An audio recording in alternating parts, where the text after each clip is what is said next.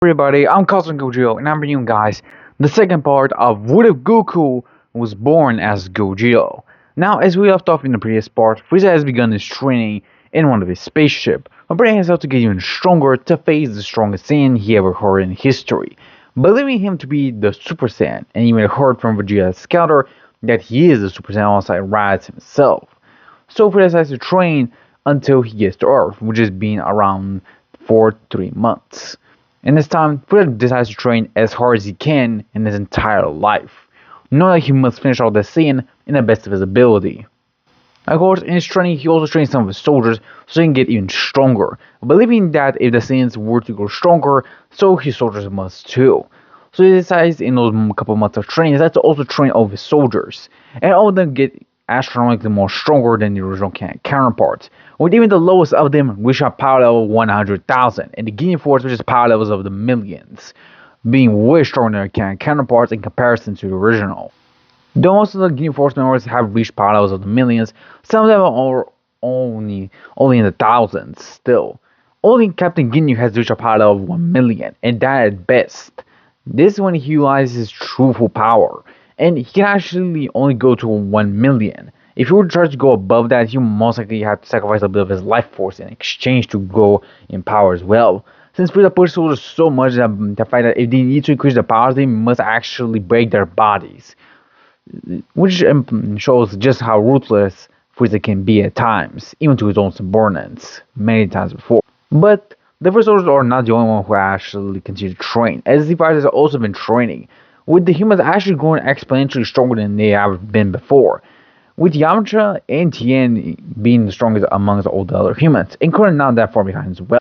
With their current power levels being astronomically high, with Yamcha actually being the strongest human thanks to Goku's help in King Control, which are part of 1.8 million, and can utilize Kaioken times 10 times 20. Tien can also utilize Kaioken times 10 and even times 20 at short bursts, which are part of 1.3 million. Krillin is a part of 300,000, and Chaozu is a part of 39,000, and Master Roshi has reached a part of 30,000 as well. Yajirobe and the rest of the humans are basically trying to defend the other Earthlings so they can make sure that they don't intervene in the battle as well. Of course, the Saiyans have also not slacked off, since the rats have been training and gained tremendous amounts of Zenkais.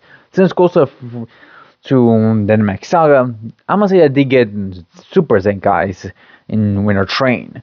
And due to Goku being astronomically more stronger than them, they get gigantic boost in their Super Zenkais, with Raditz reaching a base power level of 12 million, being currently one of the strongest Saiyans. Of course, just behind Goku himself. Next up is Vegeta. Even though he did start out much later than Raditz, due to Vegeta's royal bloodline, he's able to actually catch up to Raditz's power, reaching 12 million as well, and also gain mastery and grasp upon the Super Saiyan transformation as well. But the most one who has the highest power level is Goku himself, with him almost reaching a power level of 1.5 billion. Almost there. He's close to that, being at 1.45 billion. This is his current base power level, just without the Super Saiyan form itself. But when the Frieza soldiers arrive, Frieza also powered up to his final form to face Goku himself, and Goku is ready to face off against them. As Frieza powered up to his final form, he decides to utilize 10%, and in his new final form at 10% power, he has reached a power of 1.2 billion, being way stronger than his original counterpart by a far larger margin than before. Of course, Frieza threatens the other Saiyans, as he believes that his power is far beyond theirs. Of course, in Raditz utilizing Super Saiyan is not enough taking on Frieza. Maybe if both Raditz and Vegeta were to combine their powers together and fight as one, that could work, but their teamwork kinda lacks a lot in comparison. Raditz can indeed utilize a lot of teamwork, Vegeta is not that kind of person, and with his mentality and ego, it's kinda hard to do teamwork with him. And Raditz is mostly best when he's with Gogito, his own brother, so it does make sense. So of course, they kind of will be overpowered by Frieza, eventually leading to Goku needing to face off against the Emperor of the Universe. Of course, Frieza sensing Goku's immense power, decides to power up to 50%, and seeing his power level begins to skyrocket immensely, by a far larger margin than Goku expected, with his power level in 50% reaching 12 billion. Of course, Goku is in shock, and decides to utilize his Kaioken, and decides to utilize times 10, not wanting to push out too much. He can utilize even higher multipliers, but that should be more than enough, pushing his power level to 14.5 billion. Now starting to get the upper hand on Frieza. As he continues to increase his power level more, Goku also starts to utilize even more higher multipliers like Kaioken. Due to his much more rare master of ki control, Goku actually is far way better than Goku was proficient with Kaioken. His proficiency is way higher in comparison to Goku, since Goku's base state is far beyond Goku's in the original timeline and his current events. As he gets into battle, Frieza reaches 100% of his power, and he's reached a power level of 1.2 trillion. And Goku decides to utilize even much more higher multipliers of Kaioken, reaching Kaioken times 100. Though Goku can only hold up this higher multiplier only for around a couple minutes. But he knows even Super Saiyan form will be way stronger than even this multiplier of power. Of course, he decides to not hold back anything and transforms into his fifth form. A transformation he was inspired by his brother, Cooler, who basically left them a long time ago, explaining that he would reach a far stronger power than their fourth state. So first has to take inspiration of his brother's idea and have his fifth form. This increases drastically Frieza's power as it begins to shake the entire universe. Simply as the galaxy begins to tremble just with the mere presence of Frieza's new power. But Gogeta is not undeterred by his power. It begins to dropping out Kaioken. Frieza is confused and wonders if Gogeta is giving up. But Gogeta just smiles. And instantly he begins to glow blonde. Instantly as he powered to Super Saiyan. Gogeta also asks for a senzu bean from Krillin. And Krillin instantly gives Gogeta a senzu bean. Instantly, Gogeta takes a senzu bean. Instantly he gets a Zenkai boost. And the Zenkai boost is tremendously high, increasing his base state. And now his Super Saiyan power is far way higher than before. Goku then glances at Frieza, and eventually asks him to bring it on. He's waiting for a tyrant. Frieza is enraged and rushes at Goku as Goku easily blocks, showing Frieza that he is not even impressed. Instantly, they both begin to clash with each other, with Frieza actually struggling to fight against Gogito, as Gogito easily brutally beats down on the Emperor of the Universe, beating it down to a pulp as he coughs out blood multiple times from each blow in each strike, seemingly as each strike was pointed at a vital point. Even though Frieza was able to endure the pain, it was still overwhelming nonetheless, since it was at a vital point. As the battle continued to grow on, it was shown that even though Frieza had achieved new power, he's not mastered it, and Goku tells that this is his flaw. He rushed into things. Just when he achieved a new power, he rushed into battle, not even ready to master it yet. Goku tells Frieza this is his flaw. He believes too much in his own potential, instead of just trying to do his hard work and trying to master what he achieved. He just pushes himself around, saying this is what makes him weaker in comparison to the other Saiyans. As even if Frost demons have higher potentials, they don't have the motivation that a Saiyan should have. As instantly Goku pushes Frieza in the gut, instantly crushing his inner ribs, as Frieza coughs up blood, as he falls to his knees, realizing just the immeasurable gap between him and Goku himself. As Goku tells him that there's not just a gap between skills or power, it's from experience. Even though Frieza has fought many beings, he's not fighting someone who is equal to him, nor he's been taught to fight. He's only learned how to torment other creatures, and not to fight with someone equal or higher or superior to him. As Goku tells him that this is what makes him truly weak and disgusting in his eyes. As Goku fires up a massive Kamehameha, launching Frieza into the atmosphere, as he then shouts, "Atomic Kamehameha!" instantly enlarging the Kamehameha 10,000 times over, as it instantly obliterates Frieza, leaving nothing but dust. All the Frieza soldiers are in shock as they see their Emperor completely dissolved into nothing but particles. All of them try to escape, but all of the fires have to handle them off. Alongside it from Raz as well, saying that this battle he and the humans will handle him, saying that he won't have to worry. On the backside, Vegeta is in shock to actually see Goku's power. With ease, just in Super Saiyan alone, he was able to take on Frieza. He would feel the overwhelming power that Frieza possessed in his fifth form. Even he, as a Super Saiyan, could not even defeat him. Yet Goku, as a Super Saiyan himself, with a Zenkai boost, was able to beat him that easily. Goku is in shock and disbelief, realizing just how far beyond Goku is in front of him. As he realizes that his father had made a mistake. He should have narrowed down the low-class Saiyans. If all low-class Saiyans possess that much potential as Goku himself, then why did he even try to torment them? Vegeta realizes that his father was a fool. he never truly realized the true power of the Saiyans. They need to grow stronger together, not divided between classes. Vegeta realizes his father's mistake and his own as well. The arrogance of being a high-class Saiyan. This is what made him so arrogant, and also so oblivious that Saiyans grew stronger not through only through survival, but also through training. Something that he himself had thought it was useless when he begins to grow stronger naturally. Realizing that he needs to grow stronger through training, not just naturally wait for his power to increase. This will never happen, and it never will happen, ever again. Goku then reverts back to base and listens to his brother's words. He also glances at Vegeta, and tells him that this shows a difference between the two of them. Vegeta is relied on his potential, while Gogito utilizes his potential as a tool to achieve what he wants, to achieve becoming the strongest mortal. Of course, Vegeta is still in shock, but he sees what Gogito means. Eventually, after a few of the Frieza Force, everyone has to return back to their normal duties, while Gogito is deciding to handle off training Gohan. Piccolo, of course, also joins them and trains with Gogito, though he's still far behind GMS power than the Saiyan. So they continue to spar with each other. The Gogeta is easily able to dominate Piccolo, but Gogito is also able to notice some small flies. They're not normal flies as Gogito could sense them. He could sense them, but he could not at the same time. When he was able to capture one, it was basically a robot. Gogito is of course confused at first, and eventually decided to reveal it to Bulma, and once again this was a drone, which seemingly was gathering data about Gogito. Gogito was confused and eventually returned back to his home. But when he returned home, he was greeted by two future warriors, being none other than future Gohan and future Trunks. Of course, Gogito was confused to see the two of them, but eventually they introduced themselves, and Gogito was actually surprised. So this is Gohan in the future, and that boy with the purple hair. He's Vegeta's son? That's surprising, yet at the same time he was expecting that Bulma and Vegeta get together. Trunks is of course surprised that Vegeta is not taken back along by it. And Vegeta told him that he kinda could see that Vegeta most likely end up with Bulma since she does kinda give off a princess vibe and Vegeta is a prince, so it kinda makes sense. Trunks inside and realizes that Gohan was kinda right. Vegeta can definitely read people a lot.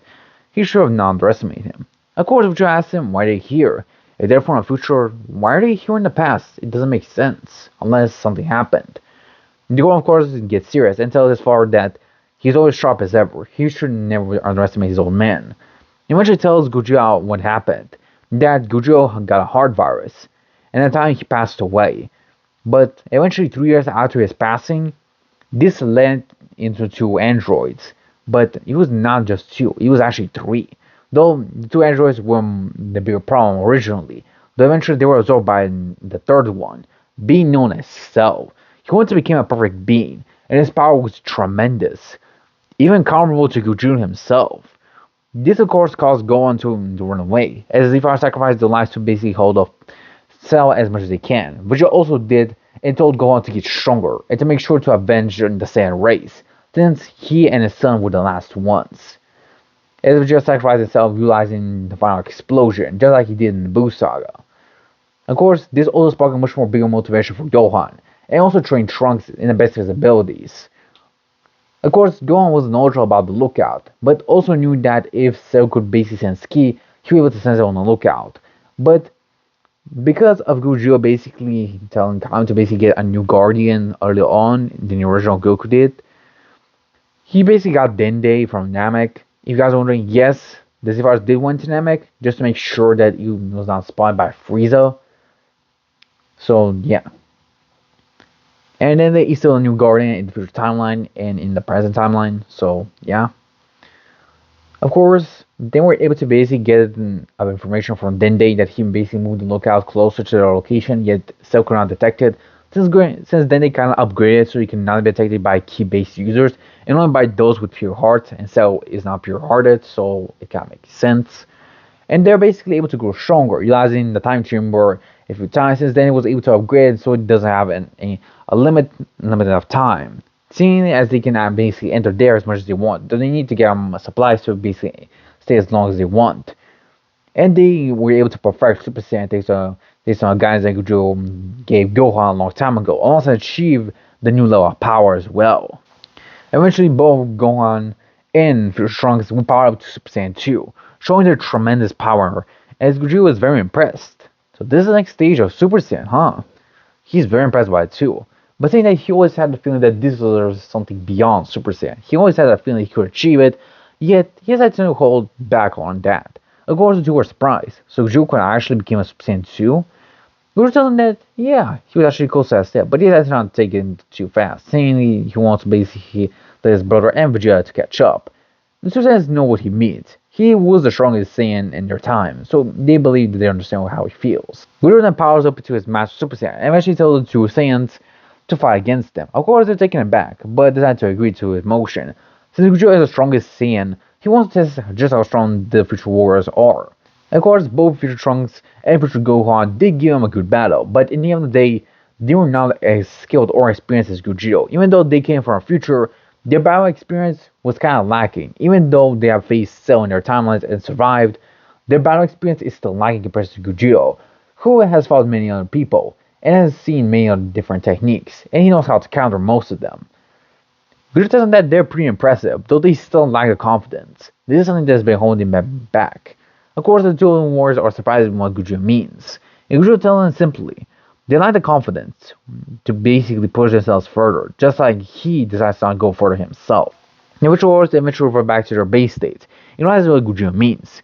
They could achieve something greater. It's just that they're working themselves too hard. They must relax, take a break, and eventually resume their training. Though not just for the defeat itself, but to save everyone as well. They don't need to take all this burden on themselves. They don't have to. Not anymore. As Gogito handles this burden, the Future Warriors thanks Gogito and tell him it wishes him good luck, as they eventually handle the hard virus medicine. Gogito, however, has attention begins to consume it instantly. Of course, the two warriors were surprised, but Gogito tells him that it's best if he takes it now, since it will be better if he doesn't not get hard virus too quickly, or it affects him as well. The two warriors see what Gogito comes from, so he agrees to this idea, saying that it isn't the best way. As the Future Warriors left, eventually Gogito would reveal all the information, except the fact for any other two Future Warriors, saying that one of them was Future Gohan. Of course, all Zephyrs had to believe Gogito, since Gogito has always been honest with them. Of course, Gogito is skeptical, but knowing that Gogito never lied to him, he decides to also agree to a proposal. Eventually, everyone continued to train with each other for the next 3 years, and anyone have made incredible amounts of progress. As Raditz has achieved Super Saiyan 2 and has mastered it. Vegeta has also achieved Super Saiyan 2 as master just like Raditz, with both of them becoming incredibly powerful and strong. But both of them have been surpassed by none other than Gohan himself, with him being the youngest Super Saiyan, and of course the youngest Super Saiyan 2 as well. Though of course Goku is also not that far behind his own son and the two other Saiyans as well. As he himself has also achieved Super Saiyan 2 and has mastered it. Goku could have actually broken through Super Saiyan 2 a long time ago when he achieved Super Saiyan, but he holds himself back so he can allow everyone else to catch up. But he knows that it will not be enough, so he decides to also utilize the normal spirit in time, or the time chamber, so everyone could train as much as they want. This is why both Vegeta and Rise were able to master Super Saiyan 2, and why Gohan was also able to master Super Saiyan 2 as well, and Goku has also achieved Super Saiyan 2, and he's even achieved a new level of power as well, that he has not shown everyone just yet. Only Piccolo himself knows about it. Of course, all the human Z-Fighters have also grown incredibly stronger before, with all of them now being way stronger than their original canon counterparts in comparison. With even Krillin actually being almost as strong as Vegeta as Super Saiyan in the Android saga, and he's currently one of the weakest humans. Of course, Chaozu is far weaker than him in comparison, though in comparison to both Tien and Yamcha, he'll be considered weakest. Eventually, when everyone is waiting for the androids, Raditz asks Gogito if this is the right location, since he cannot sense anyone. Gogito tells him that it's obvious, since the androids don't have ki, so they cannot sense them as easily. Gogito thinks to himself that his proficiency with ki control has gone a lot better, to a point that he can basically sense even the minuscule amounts of ki. And he can tell that those androids at least possess some portion of it. He waits for the Russian as the Future Wars told him that the androids were attack there. But to his shock, he sees none other than Cell appear in front of all the Z-Fighters, so that is glad that he can meet them at last. Of course, Vegeta decides not to hesitate and easily powers Super Saiyan 2, rushing at Cell with all his might. Right beside him is also Raditz, also powers Super Saiyan 2, rushing at Cell.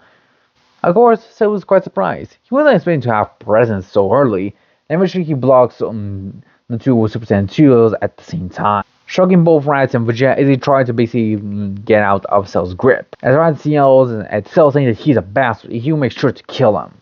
Cell just lies and tells Raditz that he's pretty energetic, isn't he? Instantly elbowing Raditz in the chest as Raditz instantly coughs up blood and you see Cell flying, easily powering down from Super Saiyan.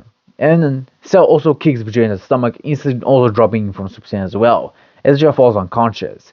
Cell is disappointed. He was expecting more from the so-called Saiyans.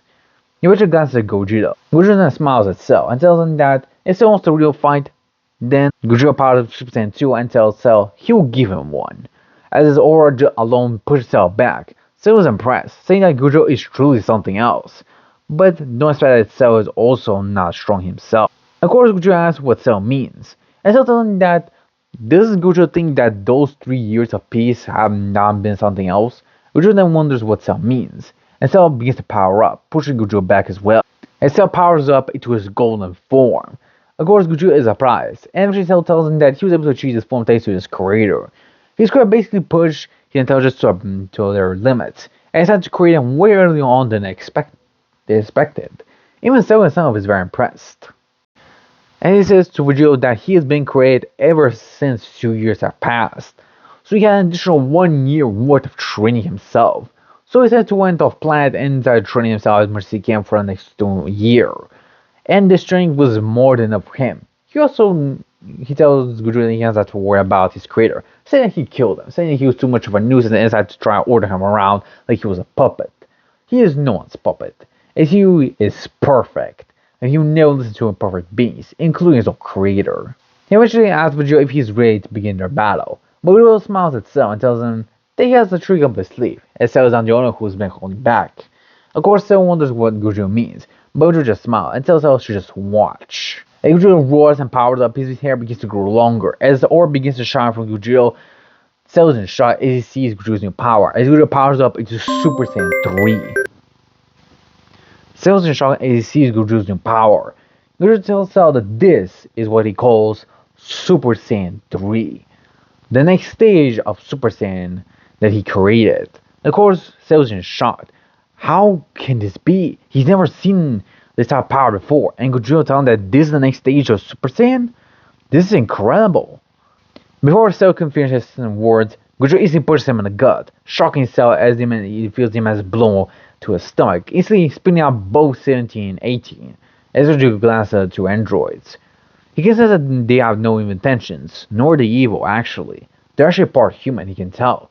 They're originally supposed to be androids, but it seems that the doctor stopped halfway, meaning that they're actually still human, though half their parts have turned into complete androids, meaning that the other half is human. That's good, at least their humanity is still intact. Gogito glances at Cell, as he powers up 2 balls of rainbow energy, and his eyes begin to glow at the same color as well. And he tells Cell this is a special thing he created just for Cell himself. And he said that he created it for an evil being, saying he got inspired by one of the adversaries he faced back a long time ago.